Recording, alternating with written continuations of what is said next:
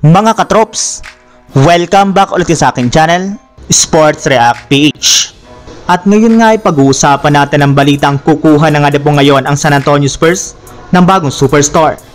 Pag-uusapan na rin nga natin dito sa ating panibagong video ang latest update sa pagkuha ng Los Angeles Lakers kay Dwight Howard.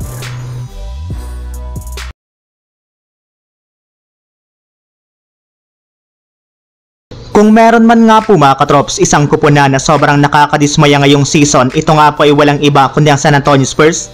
Dahil imbis na maging isa nga po silang legit na contender sa Western Conference simula nang makuha nila sina Chris Paul at Harrison Barnes, ay naging isa lamang nga po sila ngayong ganap na average contender. Meaning bagamat man nga po nagiging competitive sila sa kanilang mga laro sa regular season, ay may mga araw nga po na napakadali silang matalo laban sa mga mahihinang teams sa NBA. Kaya hindi na nga po nakakagulat bakit nagdedelikado pa nga po ngayon ang Spurs na hindi makapasok sa playoffs. Subalit maging ang pamunuan rin naman nga po ng Spurs ay dismayado rin naman sa pinapakitang performance ng kanilang kupunan. Kaya ibinulgar na nga po ng kanilang front office na isa sa mga plano nga po nilang gawin bago sumapit ang trade deadline ay ang pagkuha ng isang bagong superstar kung saan gagamitin nga po nila dito bilang trade offer si Keldon Johnson. As of today nga po mga katrops ay may ilang mga malalaking pangalan na nga po nakadikit sa kanila kagaya ni Jimmy Butler mula sa Miami Heat. Samantala, pumunta naman tayo sa ating sunod na pag-uusapan sa latest update sa pagkuha ng Los Angeles Lakers kay Dwight Howard. Ayon nga po mga katrops sa naging pahayag ni Dwight Howard sa kanyang interview sa media, parati rin naman nga daw po siyang ready na maglaro sa kanyang dating team na Los Angeles Lakers kahit anumang oras, gayong nasa maayos at nasa kondisyon pa rin nga po ngayon ang kanyang pangangatawan.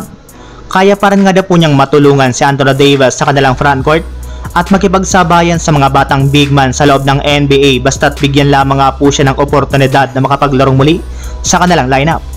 Tatanggapin na rin naman nga po nito kahit bigyan man nga po siya ni Rob Pelinka ng 10-day contract. Para nga po sa inyong kalaman mga katrops, simula nga po sa darating ni January 5 ay papayagan na nga po ng liga ang mga teams na kumuha ng mga bagong players sa free agency market gamit ang 10-day contract para magamit nga po nila bilang pansamantalang pamalit sa kanilang mga na-injured na players. Subalit ayon nga po sa kalalabas pa lang na balita ng isang NBA insider, imposible na rin naman nga po na kunin pa ng Lakers si Howard dahil bukod nga po sa matanda na ito ay questionable na rin naman nga po ang kanyang kalusugan at pangangatawan.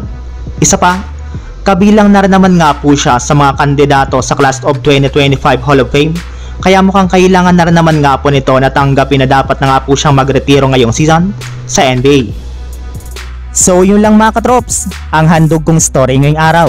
Sana nag-enjoy kayo, please like and subscribe my YouTube channel, Sports React PH para sa iba pang story at update patungkol sa NBA. Kita-kits muli sa ating susunod na video.